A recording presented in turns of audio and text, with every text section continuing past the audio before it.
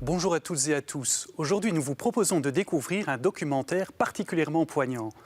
En 1942, une jeune femme juive est emmenée à Westerbork, dans le nord des Pays-Bas, dans un camp de concentration où les juifs néerlandais étaient rassemblés avant leur départ pour les camps de la mort.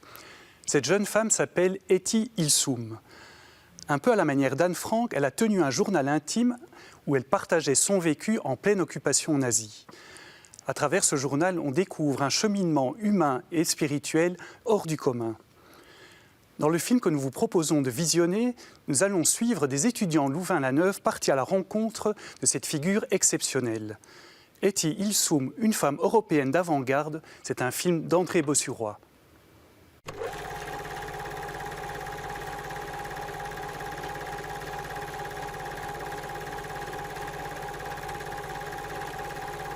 « 1942. Nous sommes au nord des Pays-Bas, dans la Drenthe, une région peu peuplée couverte de landes et de bruyères. Si les images peuvent nous laisser l'impression d'une agréable séance de gymnastique, ne nous y trompons pas. Nous sommes ici dans un camp, le camp de Westerbork, où sont rassemblés contre leur volonté des femmes, des hommes, des enfants. Leur particularité, être juifs. Parmi eux, une jeune femme, comme celle que nous voyons dans ces images d'archives, va retenir notre attention. Elle a 28 ans, elle s'appelle Etty Hillesum. Etty ne va pas échapper au destin tragique de son peuple en ces temps les plus sombres de l'histoire de l'Europe. Pourtant, comme elle l'écrira, la vie est belle et riche de sens, à chaque instant. Des élèves du lycée Martin V à Louvain-la-Neuve vont s'intéresser à la vie de cette femme. Ils vont être nos yeux et nos oreilles pour parcourir avec elle cette période de l'histoire. Plusieurs classes et leurs professeurs vont ainsi consacrer quelques journées de retraite pour approfondir leur découverte de cette personnalité hors du commun. Etty disait qu'on ne peut vraiment connaître quelqu'un pas par sa situation sociale, pas par son apparence, mais par ce qu'il a vécu, par son passé, par son enfance, par ses blessures, par ses valeurs. Voilà, et donc on va dans ce sens-là. Un film documentaire tourné avec la participation de 2 étudiants Erasmus va les introduire dans la réalité de la vie d'Etty.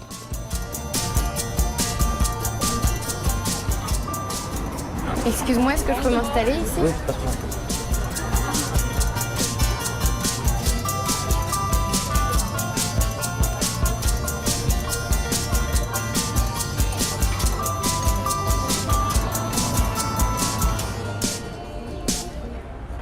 T'as un cours sur les discriminations? Oui, c'est ça. Comment t'as deviné? La réalité, je la vois à travers ce bouquin en ce moment, tu sais quoi? C'est la vie d'une jeune nana qui s'appelle Etty Hillesum. Et elle était installée à Amsterdam en fait au moment où il y avait la Seconde Guerre mondiale qui se déroulait sous ses yeux. Et elle a écrit en fait ses émotions au jour le jour. À partir de là, je veux partir à sa rencontre. Ça te dit?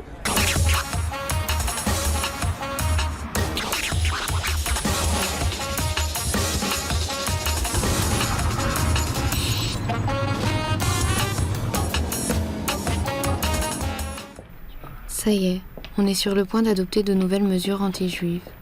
Interdiction d'acheter chez les marchands de fruits et légumes, réquisition des bicyclettes, interdiction de prendre le tram. Nous n'avons plus le droit de nous promener sur le Wandelweg. Le moindre groupe de 2 ou 3 arbres a été rebaptisé bois et porte un écriteau interdit aux juifs. J'ai cru un moment étouffé sous une chape de plomb. Pourtant, il reste bien assez de place où vivre dans la joie, faire de la musique ensemble et s'aimer.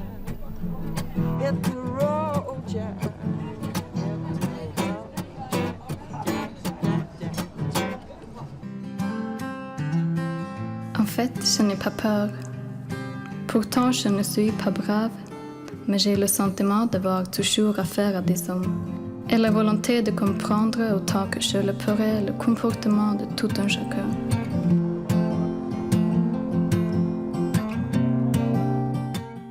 Par rapport à Etty, je trouve ça admirable le fait qu'elle a toujours voulu essayer de comprendre, même les gens qui lui faisaient énormément de mal et qui ont fini par la tuer, entre guillemets, essayer de comprendre pourquoi ils agissaient comme ça.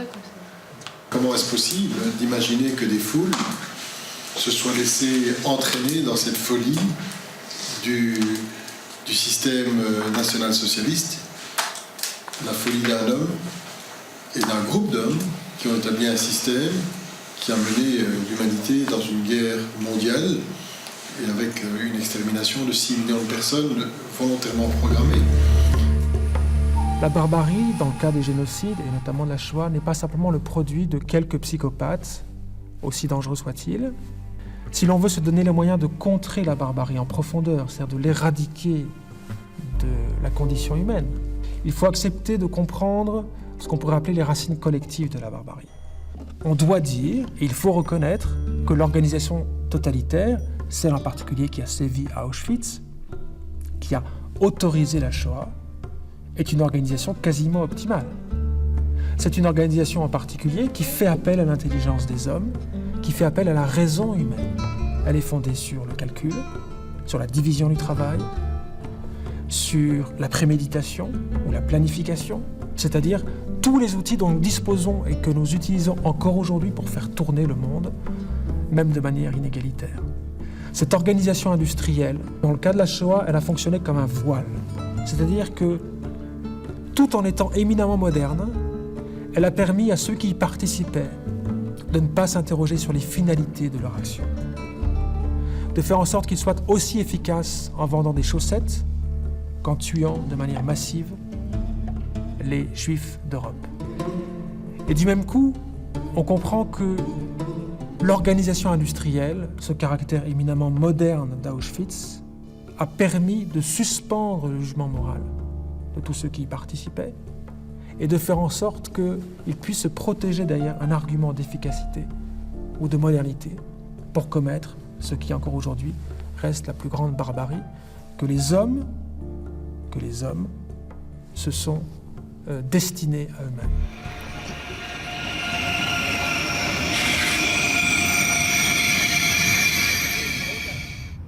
La haine farouche que nous avons des Allemands verse un poison dans nos cœurs.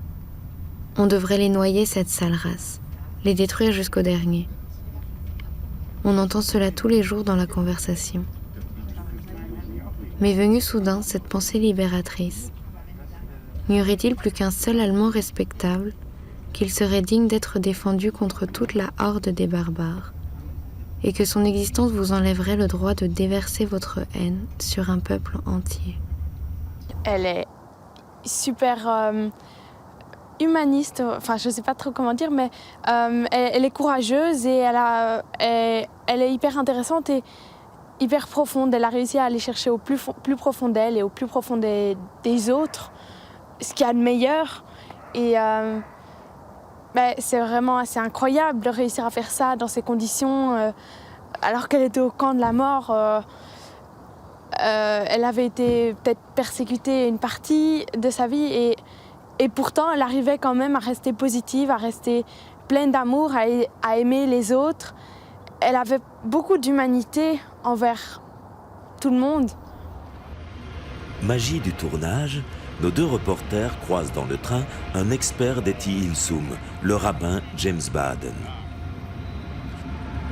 Etty Hillesum's father was a headmaster of a school. He was a scholar, a learned man, and very admired in the city in the Netherlands where they lived. And her mother was Russian and Jewish. And so she grew up, I think, in a family environment where learning was important and where people were interested in the world around them.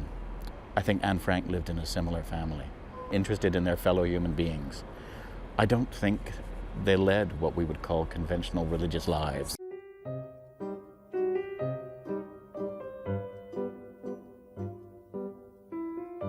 Parfois, au moment où on l'attendait le mois, quelqu'un s'agenouille soudain dans un recoin de mon être. Je suis en train de marcher dans la rue ou en pleine conversation avec un ami. Et ce quelqu'un qui s'agenouille, c'est moi. Et c'est moi-même, cette couche la plus profonde et la plus riche en moi, où je me recueille, je l'appelle Dieu. Hineinhorchen, écouter au-dedans.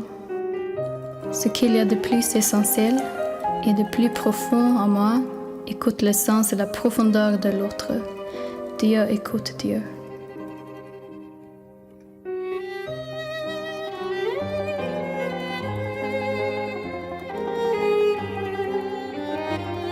And what I've particularly noticed is I have done many funerals over the years of people who survived, you know, the nightmare that happened in this country. People who saw terrible, terrible things, either in death camps or concentration camps, or people who just, like my own grandparents, left this country as refugees and so on and so forth. And what I always discover in those people's lives is that they were very interested in everyday life. Everyday life, la vie quotidienne, and very specific things. Often they were interested in things like, well, first of all, their families, other people, society, pets and animals, gardening. I think it is characteristic of Jewish life that people are particularly interested in this world, in society, in life itself. Yes, definitely. And these two women were confronting death and, you might say things worse really than death, but they made their commitment to life because they were alive. They were still alive. They were living. So what do? I think really it's a very practical decision in a way.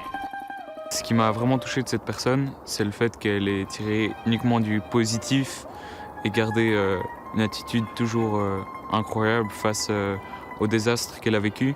Elle a su rester dans une certaine direction qu'elle s'est fixée, malgré tout ce qu'il y avait autour d'elle, ses ennemis qu'elle a su considérer comme presque amis finalement. Je pense qu'on est tous capables de le faire et avec un peu de travail sur nous-mêmes, on est tous capables d'écouter cette raison, ce flot d'énergie. Et je pense que si ça ne te parle pas, c'est parce que tu ne l'écoutes pas. Et je suis sûre que si on l'écoutait, on pourrait en tirer beaucoup.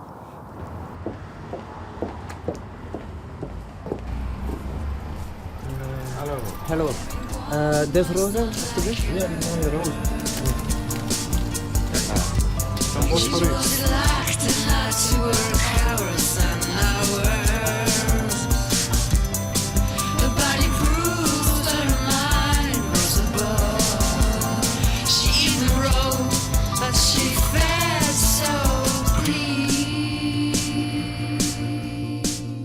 Beaucoup me disent, comment peux-tu encore songer à des fleurs?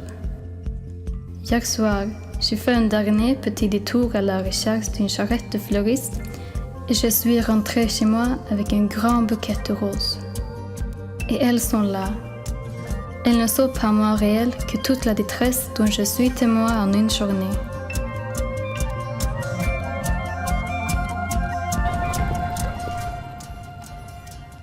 Quand elle va chercher un bouquet de fleurs, elle dit ça, ces fleurs sont aussi réelles que toute la détresse dont j'ai été témoin dans la journée.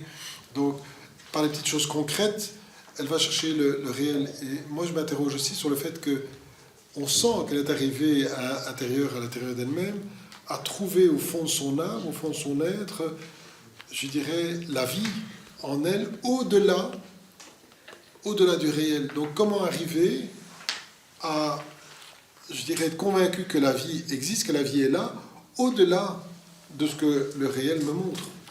Comment vous allez faire, vous autres, si le réchauffement climatique s'emballe et que l'air devient de plus en plus irrespirable, que ça va être de plus en plus difficile de s'approvisionner en eau, ça peut arriver.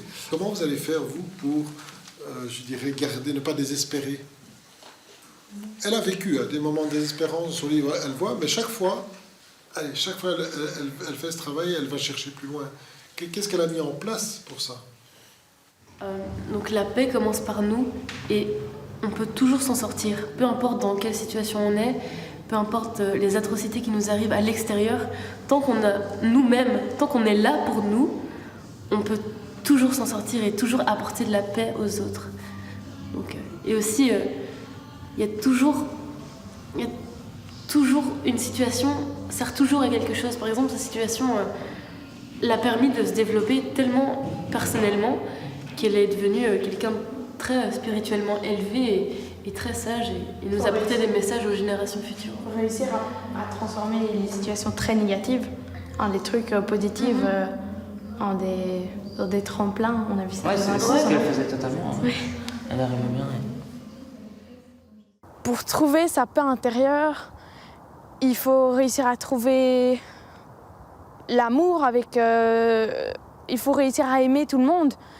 Il faut réussir à regarder tout sous le positif et à trouver ce qu'il y a de mieux dans les autres et pour trouver ce qu'il y a de mieux en nous aussi.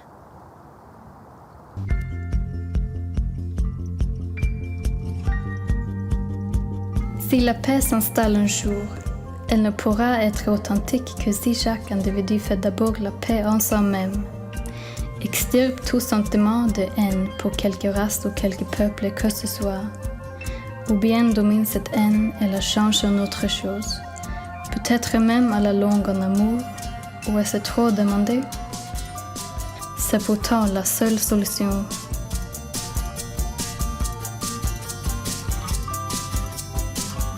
Le chemin d'Etty, c'est face à une mort inéluctable, face à une mort contre laquelle la raison humaine, l'organisation humaine ne peut plus rien.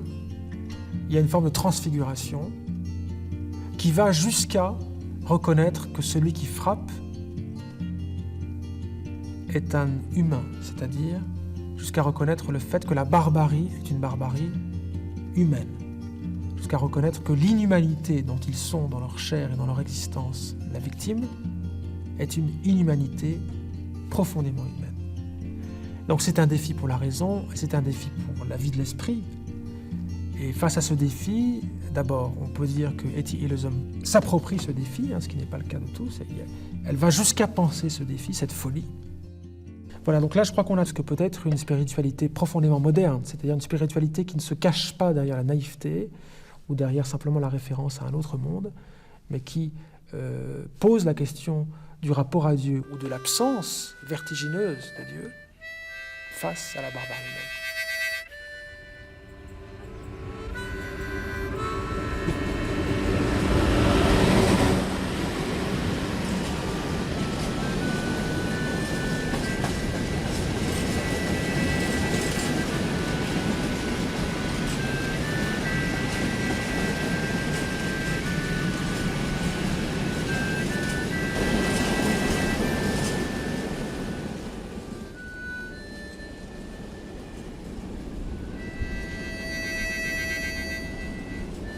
Quand on a une vie intérieure, peu importe, sans doute, de quel côté des grilles de camp on se trouve. Saurais-je être à la hauteur de ces paroles? Saurais-je les vivre? Ne nous faisons pas trop d'illusions. La vie va devenir très dure. Ce qui est en jeu, c'est notre perte et notre extermination. Aucune illusion à se faire là-dessus. On veut notre extermination totale.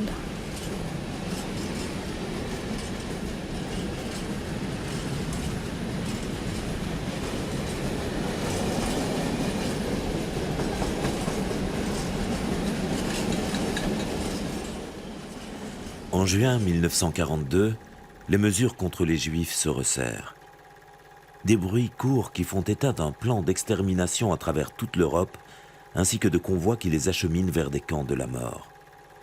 Dans le camp de transit de Westerbork, au nord des Pays-Bas, les Juifs néerlandais sont rassemblés avant d'être envoyés à l'est, vers les camps d'extermination. Etty Hillesum va partir volontairement pour Westerbork et s'y engager comme assistante sociale.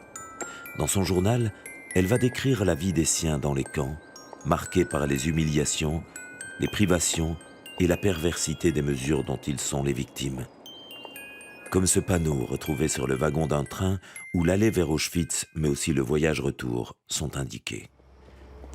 Pour comprendre ce que pouvait être un camp comme Westerbork, nous visitons un camp qui a été reconstruit à l'identique aux Pays-Bas dans un but pédagogique. Cette visite, nous l'effectuons avec des étudiants des quotas projets citoyens et la Maison de l'Histoire de l'UCL. Parce que l'idée d'un camp comme ça, c'est de détruire toute la personnalité d'une personne.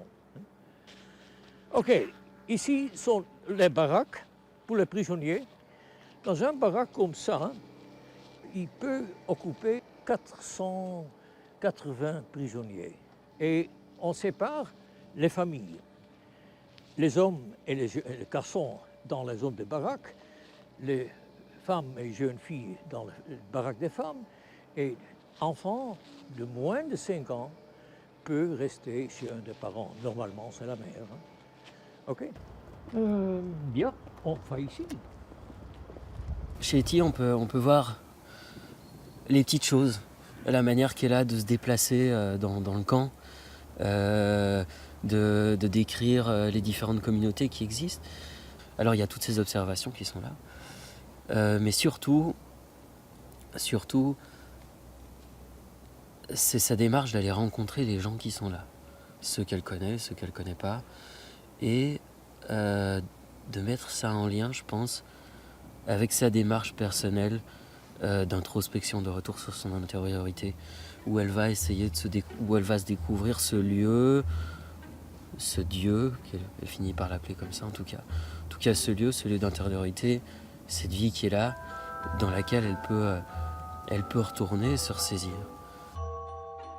La nuit, étendue sur mon chalet, au milieu de femmes et de jeunes filles qui ronflaient doucement, rivaient tout haut, pleuraient tout bas et s'agitaient. Les mêmes qui affirmaient dans la journée « Nous ne voulons pas penser, nous ne voulons pas sentir, sinon nous allons devenir folles. » J'étais souvent prise d'un attendrissement infini et je demeurais éveillée. Je voudrais être le cœur pensant de tout un camp de concentration.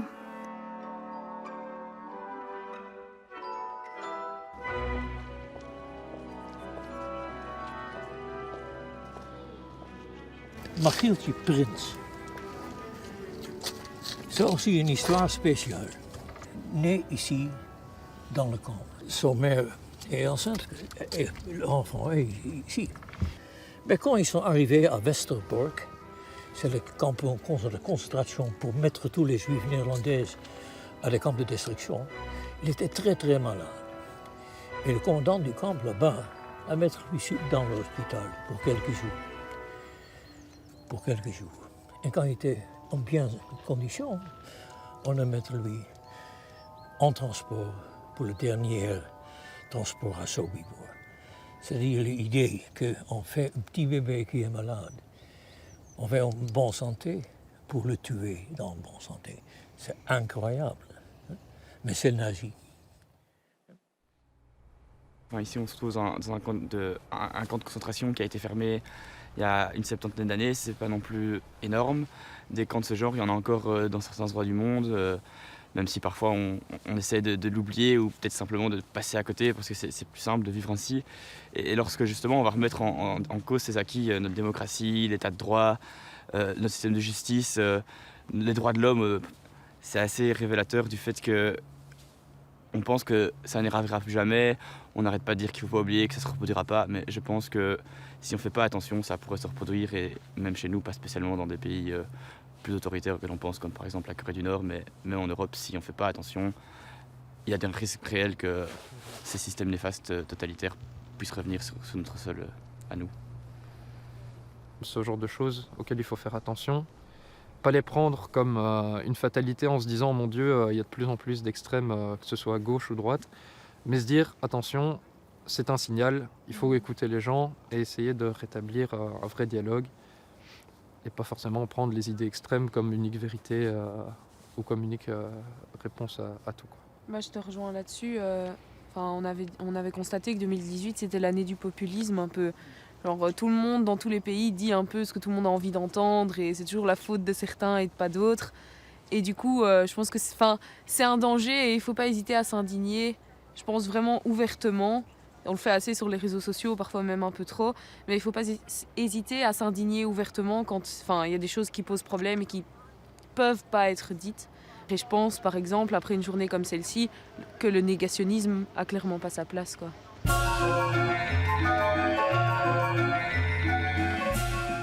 Dans une de ses lettres, Etty fait référence aux barbelés et aux différents niveaux de barbelés, aux barbelés qui définissent le contour du camp et aux barbelés entre les baraques qui séparent, qui reséparent, qui cloisonnent, qui créent vraiment toutes ces séparations entre les gens et par rapport au monde.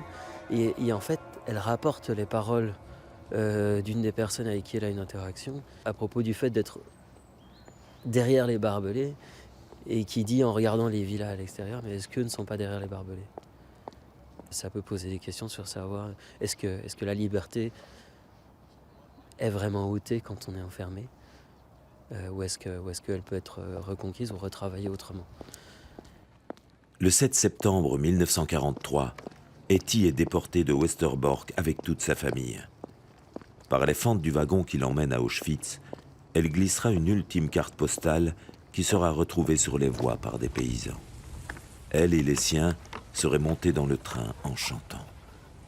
Il nous reste tant à vivre et à faire ensemble. C'est pourquoi je vous crie. Tenez fermement vos possessions intérieures une fois que vous les avez conquises. Et surtout, ne soyez pas triste ou désespérés en pensant à moi.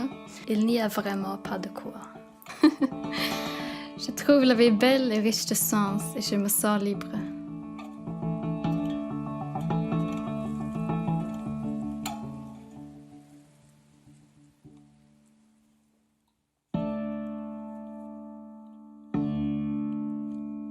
Verkaufen die unser Poschkeller und fahren auf den Droschkeller, ein Beam mit in einem zu sein. Heu hier und ich und du und mir, wirklich am gehört dir, Kätzele, Feigele, Mann.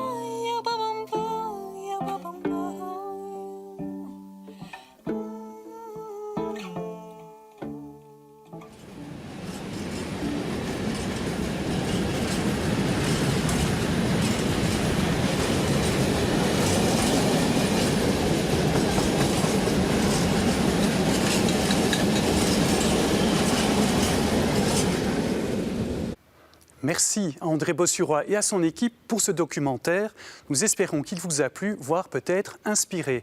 Si vous souhaitez le revoir, c'est sur Ovio ou sur le site catobel.be.